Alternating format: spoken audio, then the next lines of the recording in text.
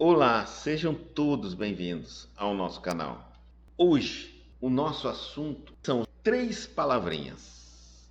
Vocês devem estar pensando assim: 3 palavrinhas?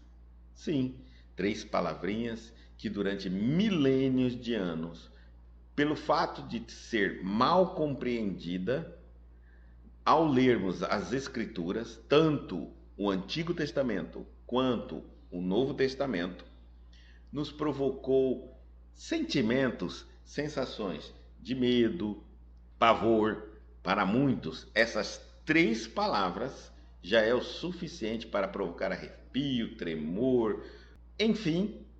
O problema não está nas palavras, mas no entendimento destas palavras. E com o passar do tempo, foi se incorporando a elas inúmeros significados que na época não tinha essa utilização. Vamos também falar um pouquinho sobre as etapas do mal, desde a origem, onde ele começa, até o momento em que ele se realiza. Assim, nós compreenderemos as instâncias dos erros.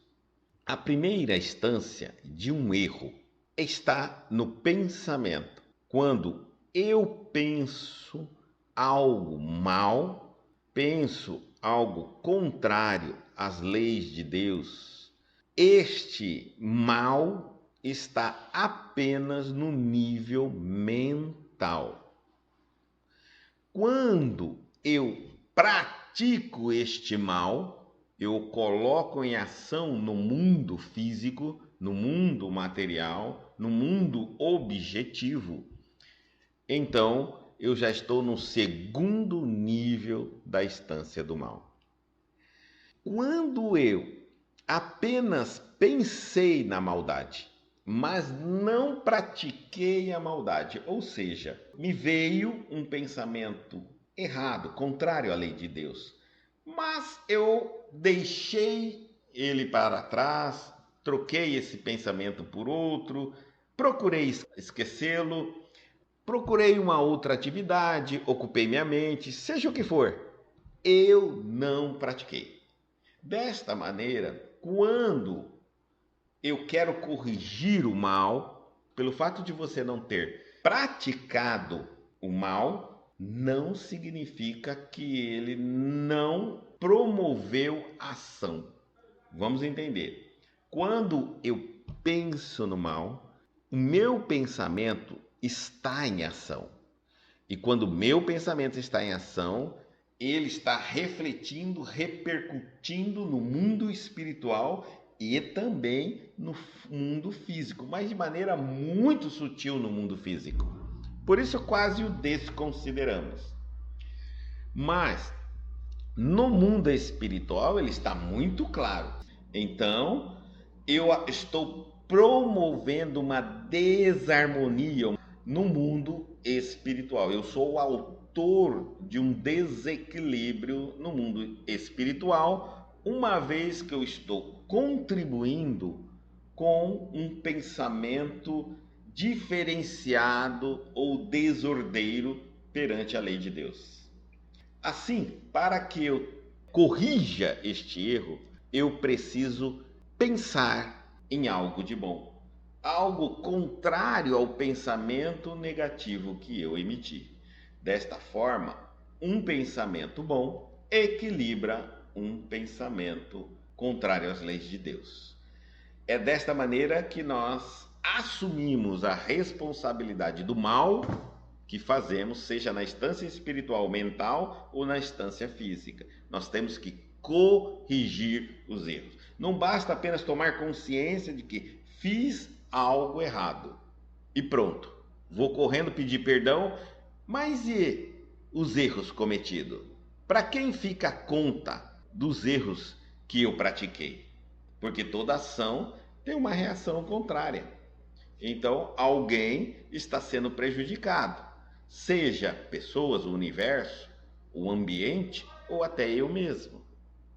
Bom, como eu sou autor do mau pensamento, eu permiti vibrar nesse campo mental, eu agora tenho que reparar a desarmonia criada pelo meu mau pensamento. Por isso Cristo foi claro que quando você pensar em adulterar, já terás cometido adultério. Ele está dizendo, olha, você já errou, mas o erro é diferente, é uma instância diferente, não é um erro no mundo material, igual ao do mundo material. Ele é um erro apenas no mundo mental, no mundo espiritual. Então, basta você vigiar o seu pensamento e reparar através de um bom pensamento. Acho que aqui ficou bem claro o primeiro nível. E esse nível, que é apenas mental, nós chamamos de diabo. Para compreendermos isso, para termos mais clareza, Hitler não matou nem um judeu, mas ele convenceu, ordenou, levou a milhares de soldados a seu comando perseguir e matar os judeus. Hitler foi o diabo, o dono da ideia, da má ideia, do mau pensamento, mas não a praticou. Convenceu outros a praticarem. E esses outros que praticaram eram Satanás, a serviço de uma mente diabólica.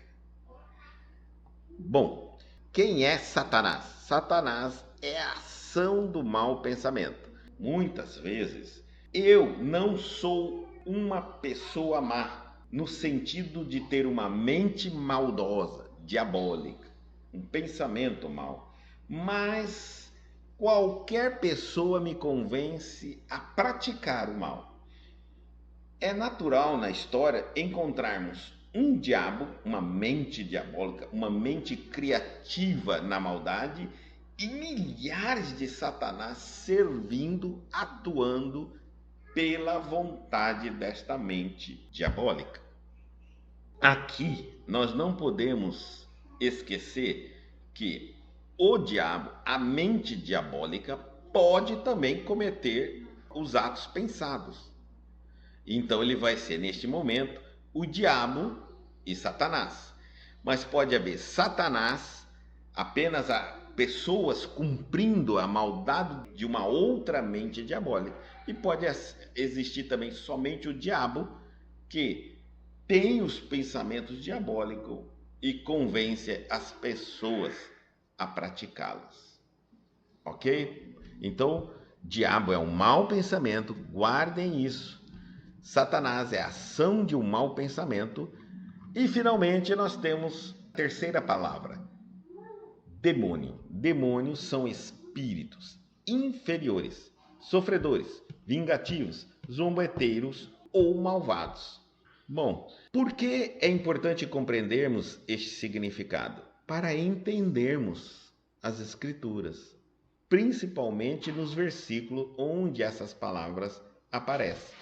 Vamos observar que Jesus não se utilizou indevidamente em nenhum dos versículos essas três palavras, muito menos trocou-as, colocando diabo onde deveria dizer demônio, demônio onde deveria dizer Satanás, porque são três palavras que têm a sua utilização diferenciada.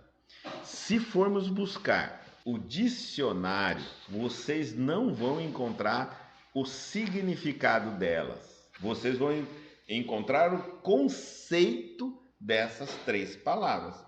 E pode não estar coincidindo com o que eu estou te dizendo.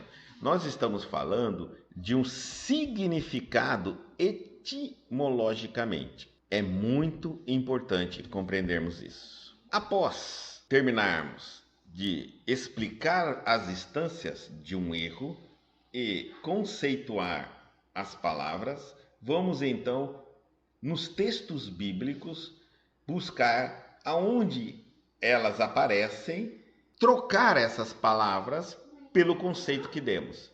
Vamos fazer aqui o primeiro exemplo. Vamos trabalhar a palavra diabo. Então eu vou buscar, neste momento, todos os versículos bíblicos que aparecem a palavra diabo. Lógico, talvez possa ter esquecido algum, deixado escapar outro. Tudo bem. O importante é mostrar a utilização dessas palavras. Então, a primeira palavra que nós vamos trabalhar é o diabo. E aqui, Lucas capítulo 8, versículo 12, diz assim: E os que estão junto do caminho, estes são os que ouvem.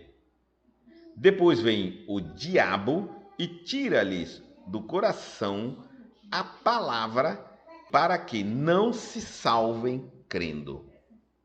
Veja bem como fica aqui a troca da palavra diabo pelo novo conceito de entendimento. E os que estão junto do caminho, estes são os que ouvem. Depois vem o diabo, aí eu troco, o mau pensamento e tira-lhes do coração a palavra, para que não se salve crendo. Vejam, o diabo não é um ser chifrudo ou sem chifre, com rabo ou sem rabo, com pata ou sem pata, um homem bonito, esses são os diabos de Hollywood, ou uma mulher linda. Não. O diabo é um conceito, ele não é algo real como nós acreditamos até então. Aqui fica muito claro que o diabo não é um ser antropomórfico, não é um ser material, porque ele não teria condição de tirar a palavra do coração de uma pessoa, só se ele fosse mágico. Então eu lhe diria uma palavra, levantaria a mão, faria alguma mágica e a palavra, o conhecimento, o entendimento desapareceria do coração da pessoa que estava junto do caminho. Vamos observar o versículo. E os que estão junto do caminho reto, aqui é uma parábola, estes são os que ouvem, que eles estão no caminho do bem, ouvem. Depois vem quem? O diabo. Aqui nós vamos perceber que não podemos colocar que vem Satanás, porque Satanás é ação, e a ação do mal não tira do coração de ninguém a palavra, o conhecimento. Não poderemos dizer demônio, porque o demônio são espíritos maus, são espíritos atrasados, são espíritos ignorantes, e esses também não são mágicos. Eles não podem retirar do coração de uma pessoa o que ela aprendeu. Mas quando eu entendo que o diabo é um mau pensamento, então começo a compreender um pouquinho, começo a refletir sobre um conhecimento do bem. De repente me vem um pensamento mau, um ciúme, uma inveja, uma maledicência, uma dúvida. Será que isso é verdade? Será que isso é mentira? Um ego, uma vaidade. Imediatamente eu não só posso tirar do meu coração aquela palavra, aquele entendimento, como eu posso modificar essa palavra, esse entendimento no meu coração. E aí então, por isso que vem o diabo, o mau pensamento, e tira-lhes do coração a palavra, para que não se salve crendo. Vamos agora para mais um versículo bíblico no Novo Testamento. João, capítulo 6, versículo 70. Respondeu-lhe Jesus: Não vos escolhi a vós, os 12? Está falando, eu não escolhi os 12 apóstolos? E um de vós é um diabo? Está afirmando. Bom, vamos lá. Teria, nesse caso, Jesus se equivocado e escolhido o próprio diabo para ser apóstolo? Aqui cabe uma outra pergunta. Será que o diabo aceitaria ser apóstolo de Jesus? Teria Jesus estar com a vista afetada e não ter percebido que o que ele estava escolhendo era o diabo e não o apóstolo? Ou teria o diabo disfarçado materialmente de um dos apóstolos quando Jesus o escolheu? Enfim, será que Jesus era tão ingênuo assim? Bom, quando lemos com a nova interpretação nossa, que o diabo é um mau pensamento, e agora nós vamos reler o versículo trocando a palavra diabo pelo mau pensamento. Respondeu-lhe Jesus: não vos escolhi a vós os 12? A pergunta. E um de vós é ou está com o mau pensamento. Quem estava ali? Judas, com esse mau pensamento, né? Esse mau pensamento significava não estava pensando coeso com os demais apóstolos, não estava compreendendo a missão de Jesus, estava no pensamento dele uma visão, um entendimento, um pensamento errado a respeito do Cristo. Tanto que ele, ao trair Jesus, acreditava que Jesus ia se defender e, ao se defender, ele tomaria, brigaria, destruiria o Império Romano. Vamos para mais um outro versículo.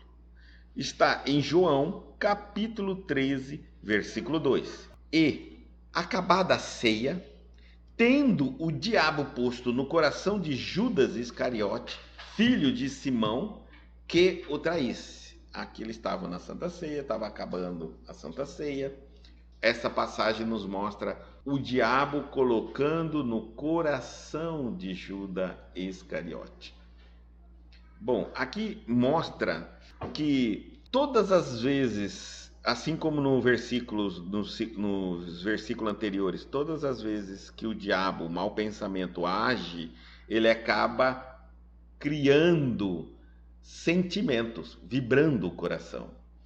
Você tem um pensamento, esse pensamento pode ser bom ou pode ser mal. Se ele for um pensamento bom, você sente algo bom no seu coração. Se for mal, você sente algo ruim no seu coração. Então, e acabada a Santa Ceia, tendo o diabo posto no coração de Judas Iscariote, filho de Simão, que o traísse. Pensem bem, teria aqui neste momento o diabo entrado e participado da Santa Ceia, se ele existisse? Teria, por acaso, nenhum dos apóstolos, e principalmente Jesus, percebido que o diabo estava ali, se ele existisse? Então, vamos trocar a palavra diabo pela palavra mau pensamento. E acabava a Santa Ceia, tendo o mau pensamento posto no coração de Judas Iscariote. Então, de quem era o mau pensamento? De Judas Iscariote, filho de Simão Pedro, que o traísse. Judas estava pensando em denunciar o Cristo. E é verdade. Foi saindo da Santa Ceia ali, identificado ele por Jesus que alguém iria traí-lo, Judas sai dali e vai entregar Jesus aos doutores da lei, no Sinédrio, e vai receber suas moedas como forma de pagamento. Então, Judas Iscariote estava com um pensamento distorcido, falho, não benéfico em relação a Jesus. Esse mau pensamento chama-se diabo. E esse pensamento levou a sentir, porque o convenceu que aquilo seria bom para toda a terra, para todo o grupo. Afinal de contas, um homem daquele com tantos poderes, imagina se ele deixaria ser pego, ser maltratado e ser humilhado. Ele se revoltaria e nesse momento da sua revolta ele resolveria o problema da escravidão dos judeus. Vamos ver mais versículos. Em João, capítulo 8, versículo 44, vós tendes por pai ao diabo, e quereis satisfazer os desejos de vosso pai. Ele foi homicida desde o princípio e não se firmou na verdade, porque não há verdade nele. Quando ele profere mentira, fala do que lhe é próprio, porque é mentiroso e pai da mentira. Aqui, Jesus está dizendo aos homens que vieram lhe prender e até tentar contra a sua vida, que eles tinham por pai o diabo. Jesus estaria dizendo que o diabo estava enviando seus esbirros, seus satanases, a prendê-lo, a buscá-lo, a emboscá-lo em algum momento ali? E outro, se eles eram filhos do diabo, de um ser, então teria ter sido criado pelo diabo. O diabo não cria nada, absolutamente nada, até porque na nossa definição, quem cria é a mente dona do pensamento maligno, ou seja, o espírito. Ele cria. Ele cria o mal, um pensamento mal, ele cria um pensamento bom. Então, quando ele diz, vós tendes por pai ao diabo, vamos trocar esta palavra, diabo, pelo mau pensamento. Vós tendes por pai um mau pensamento. Olha só, um mau pensamento. Quem o está educando, dirigindo, coordenando vocês são pensamentos maldosos, são pensamentos desequilibrados, são pensamentos desalinhados da vontade de Deus, dos ensinamentos de Deus. Todos que estiverem sendo levados pela maldade ou pensamentos contrários aos ensinamentos que Jesus nos ensinou, eles estão se tornando filhos do diabo, filhos dos seus maus pensamentos. Eles estão cedendo, aceitando as sugestões dos seus pensamentos. Não estão lutando, não estão impedindo que esse mau pensamento incorpore nele, torne-se ações. Então eles estão sendo frutos do mau pensamento, crias do mau pensamento. Ok? E aí então ele diz, e quereis satisfazer os desejos do vosso pai, da tua mente. Olha, que também deve estar no coração, porque muitas vezes nós queremos atender inúmeros desejos da nossa mente e do nosso coração, queremos nos satisfazer. E quando fazemos isso, esses desejos, quando esses pensamentos não são bons, eu estou me tornando filhos, eu estou alimentando eles cada vez mais. E ele diz assim, ó, ele foi homicida desde o princípio. Vamos entender aqui o que significa homicida desde o princípio. Um mau pensamento é homicida desde o momento que ele nasce. O mau pensamento está errado desde o momento em que ele é criado. E não firmou na verdade. É impossível, porque ele é uma mentira, porque não há verdade nele. Quando ele profere mentira, fala do que lhe é próprio, porque é mentiroso e pai da mentira. Ele é um ilusionista. Seu pensamento mal, um pensamento mal, quando você está permitindo um pensamento mal, você está se iludindo, porque esse pensamento mal, contrário às leis de Deus, ele é um pensamento ilusório. Ele não existe. A maldade não existe.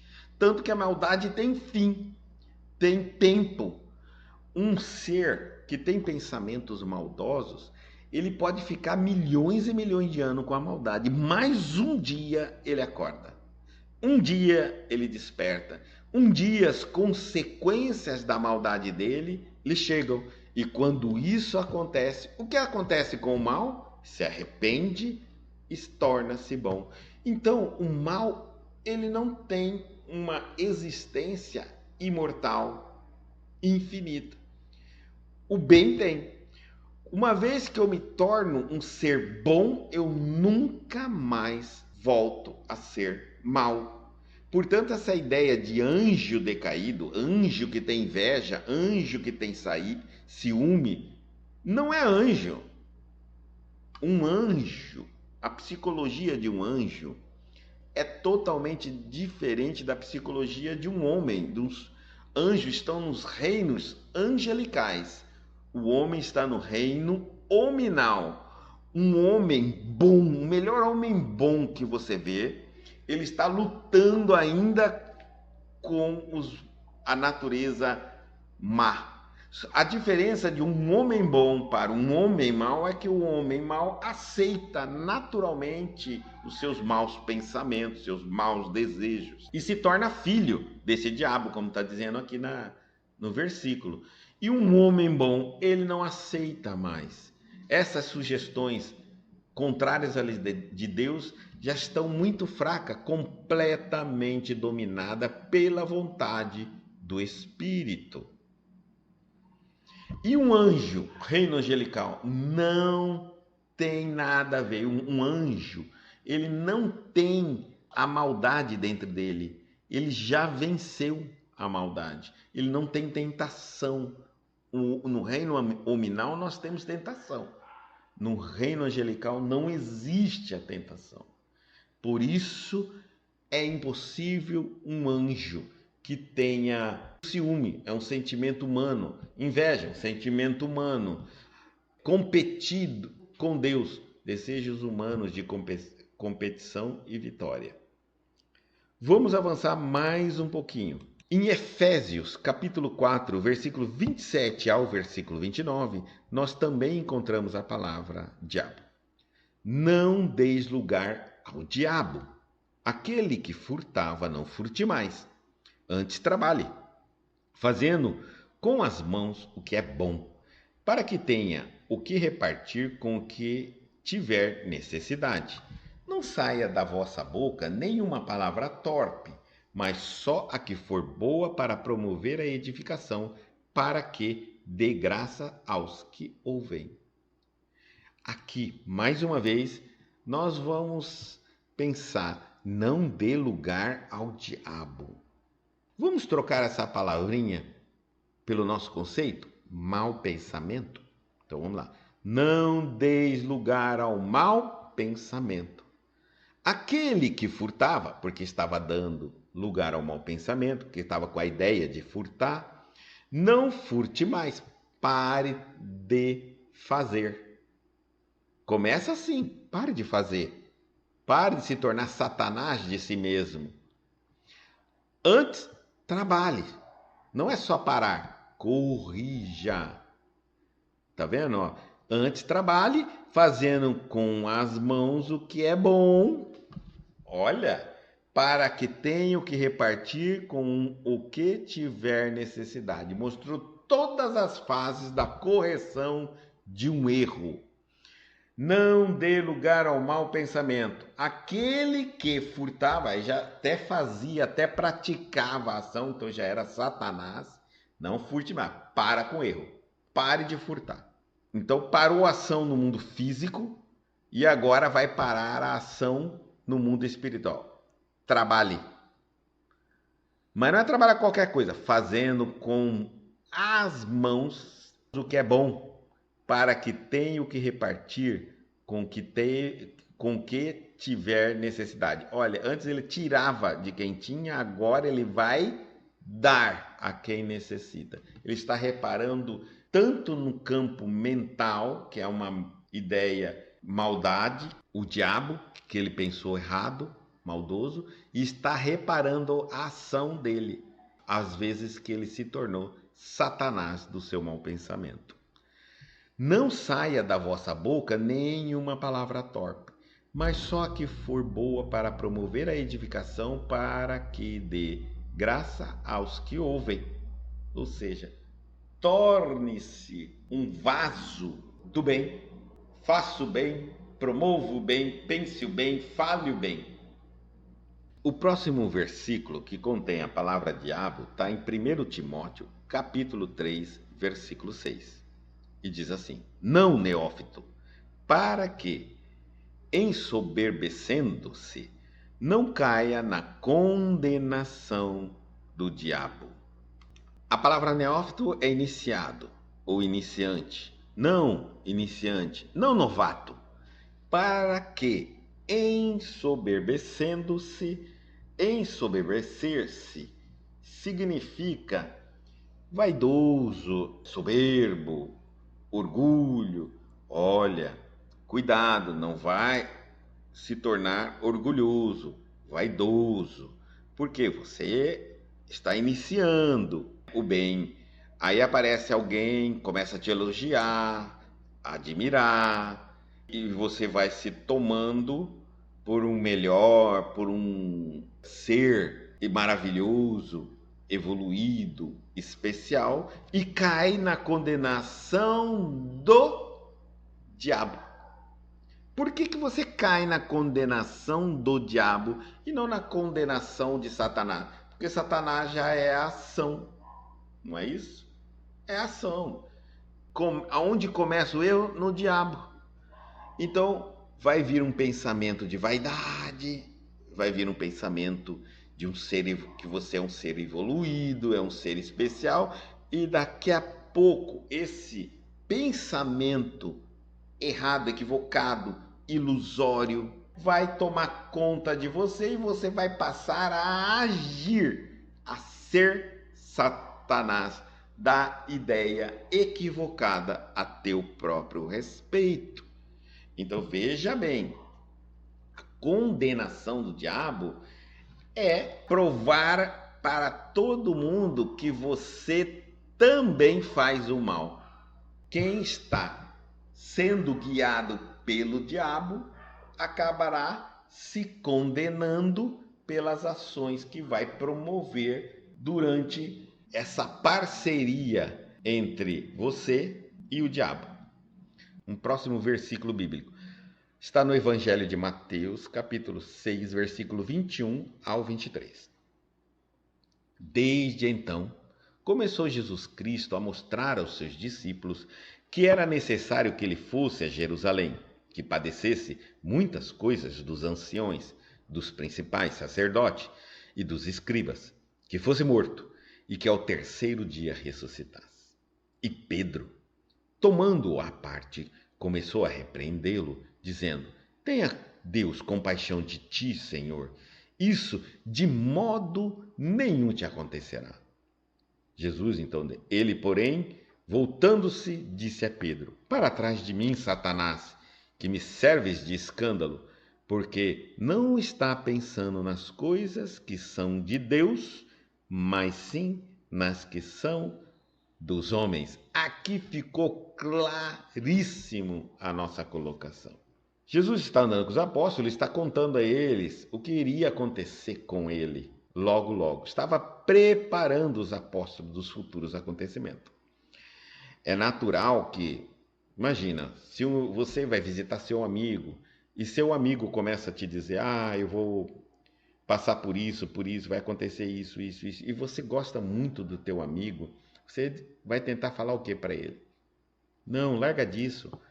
Não fica pensando nessas coisas. Pensa, seja positivo, de modo algum vai acontecer, Deus não vai permitir. Enfim, você vai tentar mudar o pensamento dessa pessoa. Pedro estava tentando fazer isso, mas porque ele tinha um pensamento errado. Vamos lá entender, e eu vou pegar só a parte de Pedro. Está começando e Pedro. E Pedro, tomando-se a parte, veio à frente, começou a repreendê-lo, dizendo: Tenha Deus compaixão de ti, Senhor. Isto de modo nenhum te acontecerá. O que tem de errado nisso? Ele está desejando algo aparentemente bom para Jesus. E por que eu falei aparentemente? Porque está nos moldes do que nós achamos de bondade. Mas lembre-se, o ser humano comete muitos erros pensando que é bondade. Então, mais uma vez, aqui está: Tenha Deus compaixão de ti, Senhor, isso de modo algum lhe acontecerá. Olha, Pedro deveria ter pensado mais um pouco. Ele deixou que o sentimento egocêntrico tomasse conta.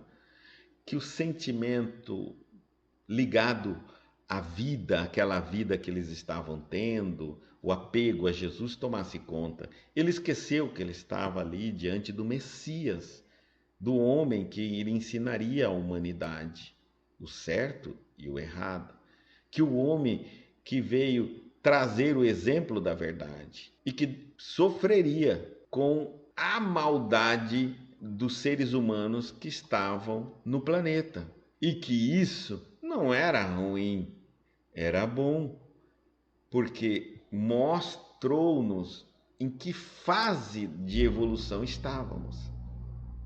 Então, ele esqueceu toda a finalidade da vinda de Jesus e pensou apenas de homem para homem, de um homem para o meu amigo. Eu não quero que nada disso te aconteça. Parece uma mãe se colocando à frente de um filho para que a justiça divina não alcance. O filho cometeu muitos erros, né? Aqui no exemplo, e agora vem a justiça e vai botar a mão nele, a mãe, não, de maneira nenhuma. Esquece que, às vezes, os desígnios de Deus é acima da compreensão de bondade, de maldade, de certo e de errado humano. Então Jesus, porém, voltando-se, disse a Pedro, todo mundo está esperando que alguém, depois de você ouvir aquilo do seu amigo, você vai dizer, puxa, obrigado, não valeu pelo apoio que você está me dando. Nossa, fiquei agora emocionado pela sua consideração à minha pessoa. No entanto, ele diz assim, para trás de mim, Satanás. Aqui é a minha pergunta.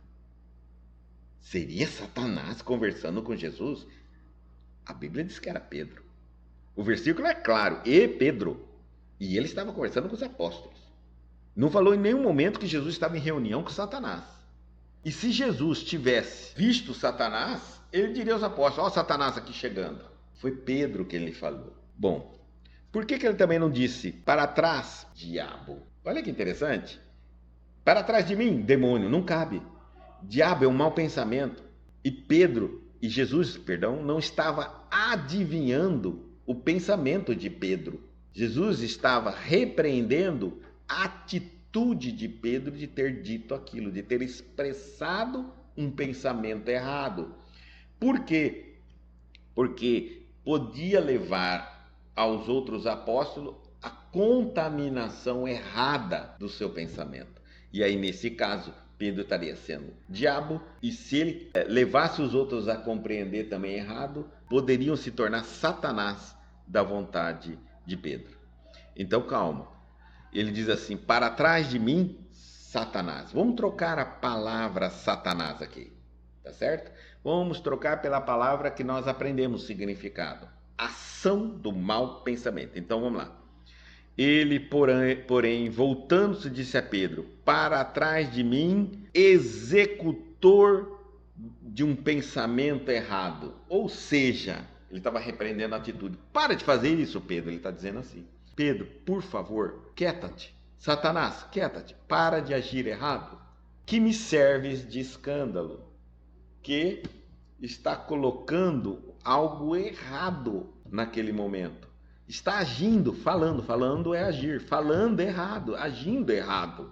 Olha só, e vai explicar ainda, porque não está pensando nas coisas que são de Deus, mas sim nas coisas que são dos homens.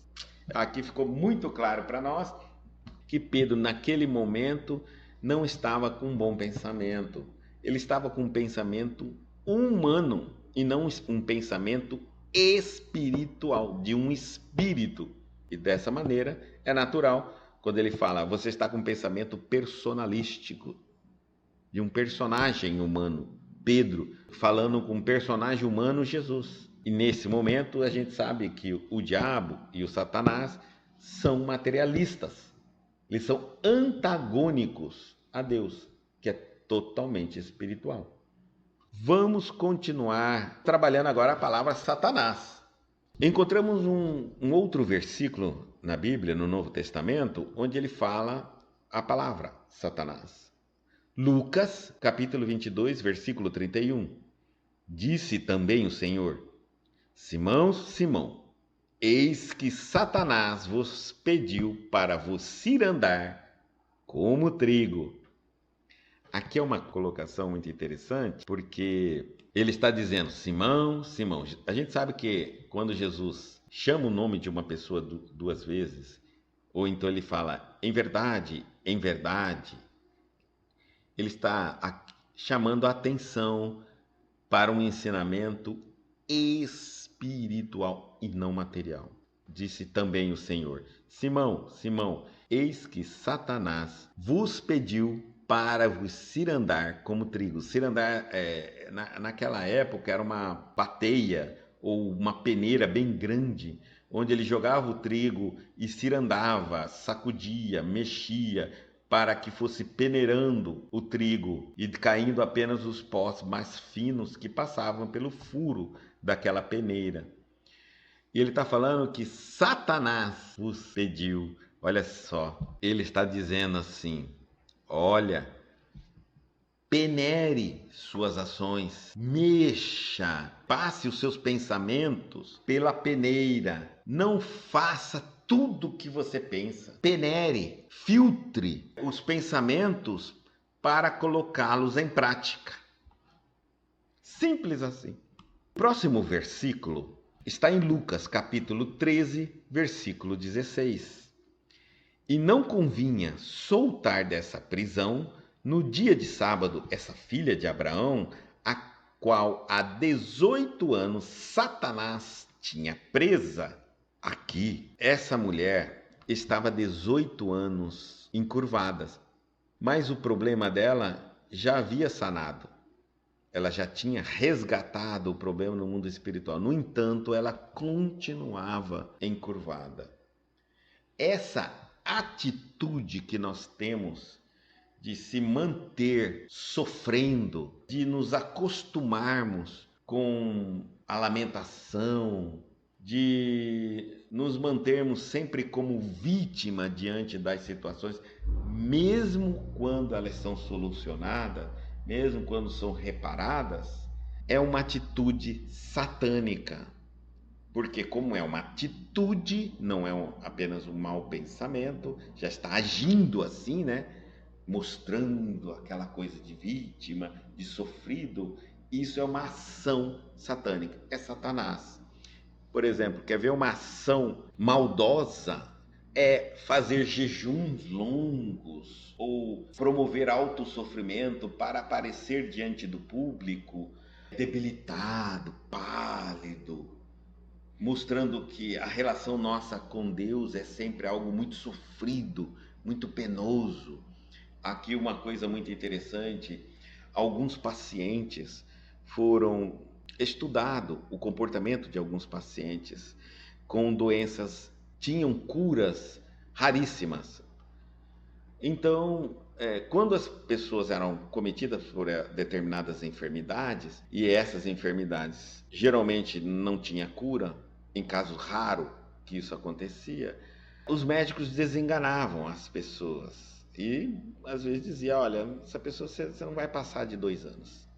Então, por 2 anos, aquela pessoa contava aos outros que ela estava desenganada e que o médico não deu 2 anos ou deu 2 anos para ela.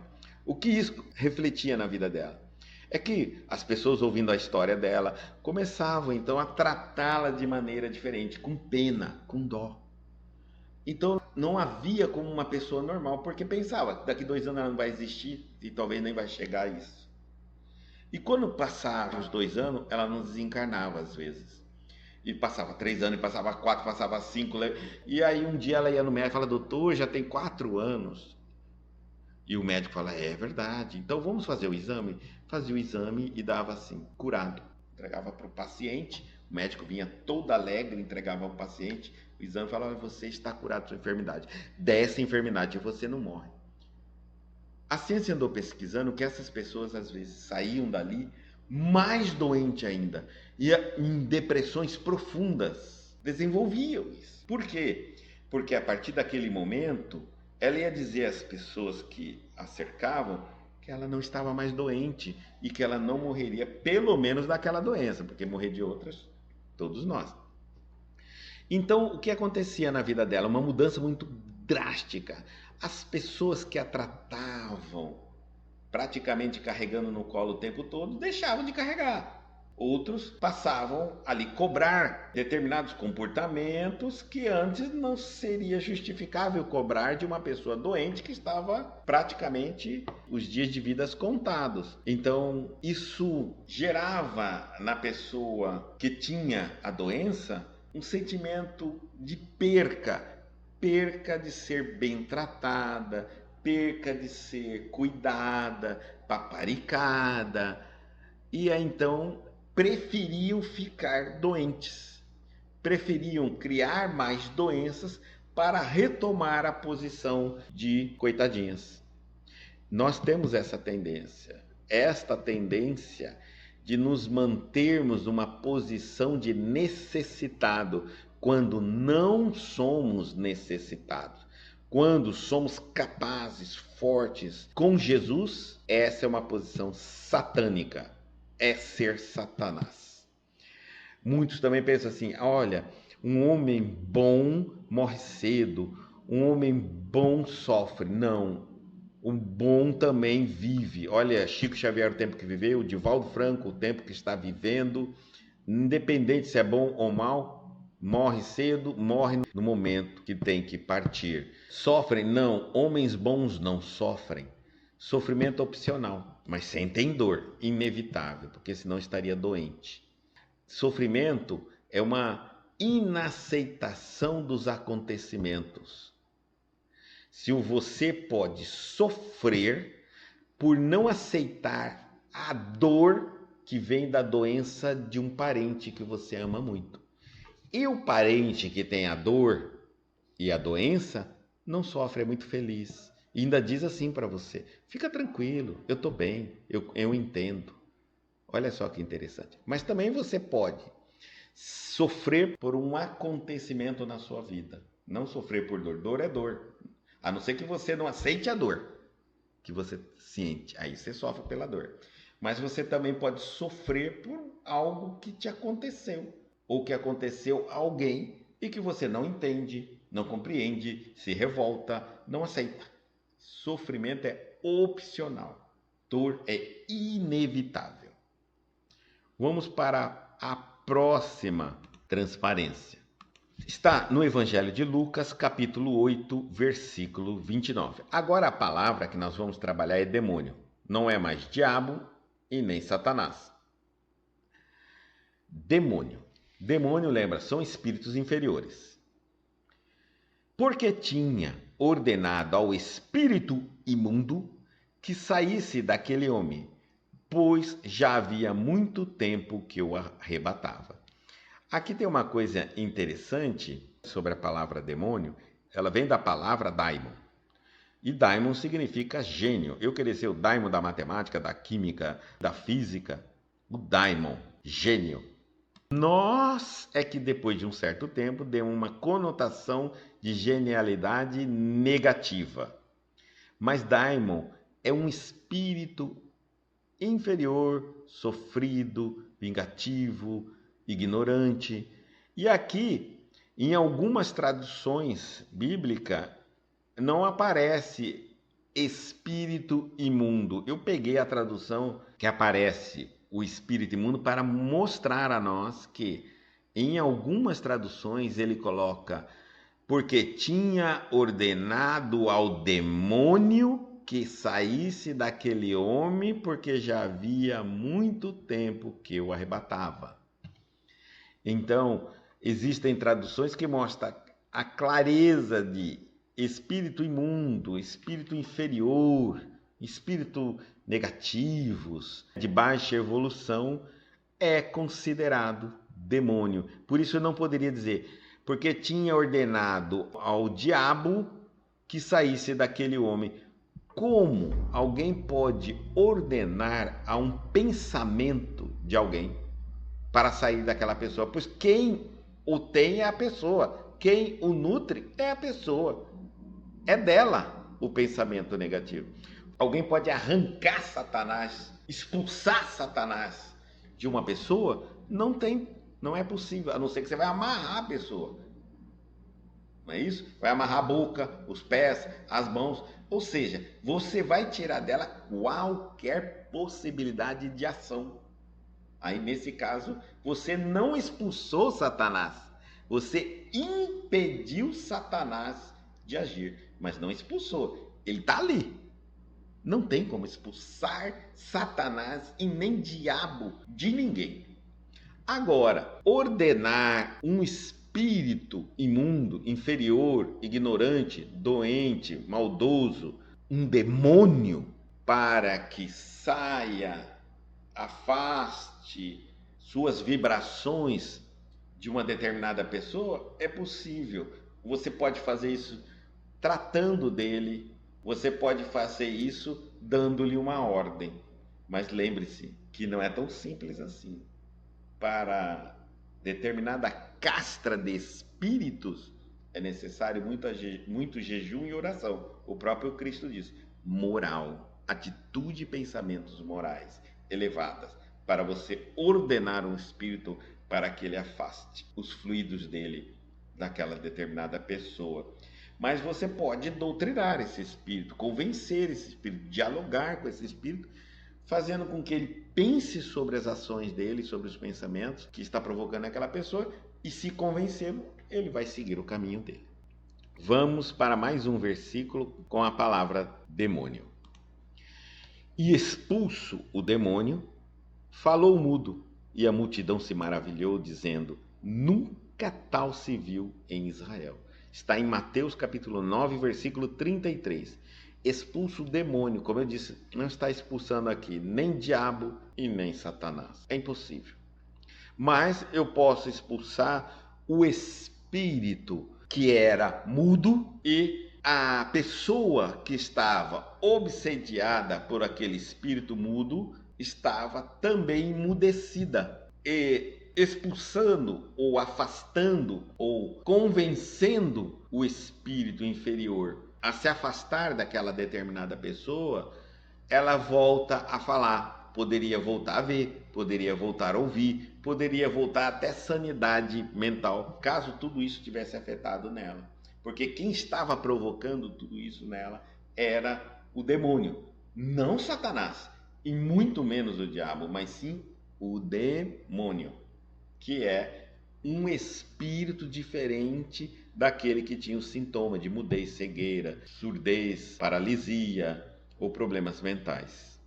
Como expulsamos os demônios? E aí nós temos uma resposta em Mateus capítulo 17, versículo 21. Até citei isso anteriormente. Como expulsamos demônios? Já que eles são realmente entidades separadas nossas, espíritos. Mas esta casta de demônio não se expulsa senão pela oração e pelo jejum. E aqui, volta eu repetir. Jejum e oração são pensamentos. Jejum não é parar de comer, porque pouco importa o que entra pela boca, isso é largado em lugar escuso, mas o que sai pela boca, porque vem do coração. Então, jejum aqui, no caso, é ficar sem pensamentos e atitudes contrárias às leis de Deus. E oração. Oração é orar, falar e fazer ação. Oração. Então jejum, ficar sem pensar coisas ruins, sentir coisas ruins e fazer coisas ruins. Mas ficar sem fazer é quase impossível. Você não vai ficar vazio. Então, ocupe-se pela oração, que é fazer coisas boas e falar coisas boas. Para você orar, você vai ter que pensar coisas boas. Então, ele completou as regras aqui, tranquilinho para você que quer expulsar demônios. E não ficar falando apenas em nome de Jesus, se você não tem moral nem de pensamento, nem de palavras e nem de atitudes. O Espírito vai dizer: olha, quem é você para me chamar a atenção? Mateus capítulo 17, versículo 17 ao versículo 20. Ainda não compreendeis que tudo que entra pela boca desce para o ventre e é lançado fora? Mas o que sai da boca procede do coração, e isso contamina o homem. Porque do coração procedem os maus pensamentos, está dizendo? Mortes, adultério, prostituição, furtos, falsos testemunhos e blasfêmia. São essas coisas que contaminam o homem. Bom, eu acredito que até aqui o que eu tinha encontrado de versículo com essas palavras no Novo Testamento, mas também tem no Antigo Testamento, eu trouxe para vocês. Espero que tenha explicado, que vocês tenham compreendido e façam esse exercício.